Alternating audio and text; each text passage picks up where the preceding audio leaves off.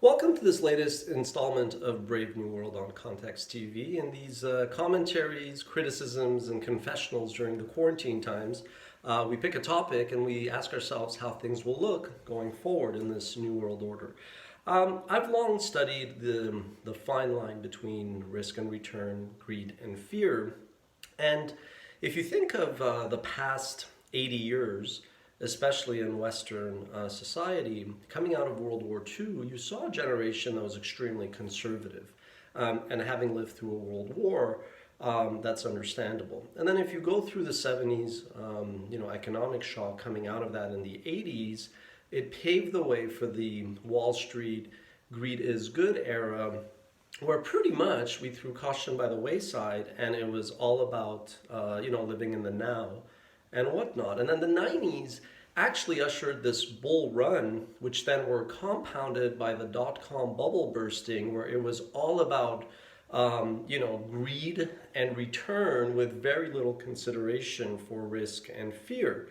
But there's always a regression to the mean. When the dot-com bubble burst and the NASDAQ crashed in 2000, it kind of shocked a lot of industries, but admittedly it was contained to the internet companies and frankly the content commerce community startups that eventually some of whom died, pets.com, and others who made a comeback like Amazon.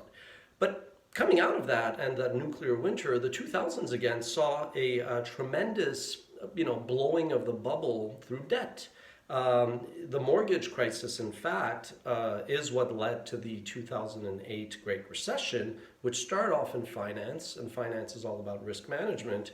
But then it just kind of like one by one, there was a domino effect where other industries crashed.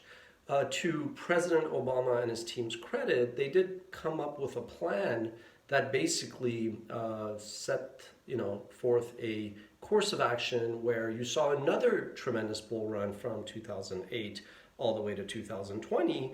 And as much as some people were expecting something to pop and burst, it took a pandemic of all things. So if you take a look and study management and risk, especially risk management, there was a considerable shift in how managers, executives, boards, corporations ultimately assessed risk.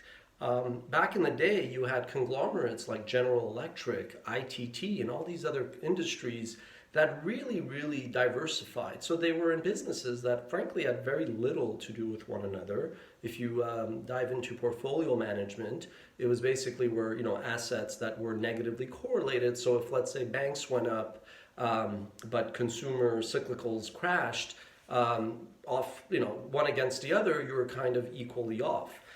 What happened ultimately is something changed where, one school of thought, risk management, gave way to another, which was all about doubling down on your core competencies, which frankly makes sense, right? In a normal course of action, why would you expect the pandemic to hit and totally blindside you? So if you were Disney all of a sudden, in your mind, you were still diversifying, but through your core competency. So if you had, basically a movie, let's say you acquire Lucas and you have the Star Wars franchise, well then you diversify by having at your theme parks now a Star Wars theme ride. And that was basically diversification, where you were not only ad supported, you were not only reliant on box office proceeds.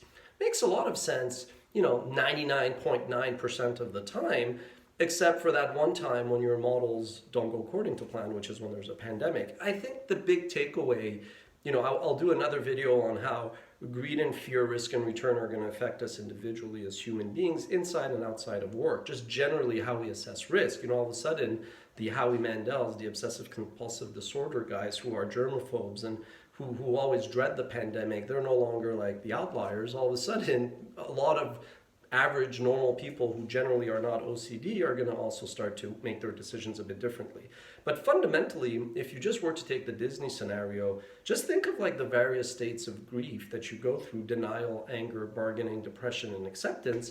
You start off, and at first you look at the data out of Asia, and you're like, yeah, no, it can't be that bad here in North America. But then one by one, you see your theme parks, you see your box office erode, you see your cruises shut down, and your production stops, domestic, international, and all of a sudden, apart from Disney Plus, you don't have any revenue coming in the way you used to, because even ESPN, your relatively speaking cash cow reliant on sports, is in a state of paralysis. So I think a big fundamental change in management going forward is going to be this how we redefine risk management.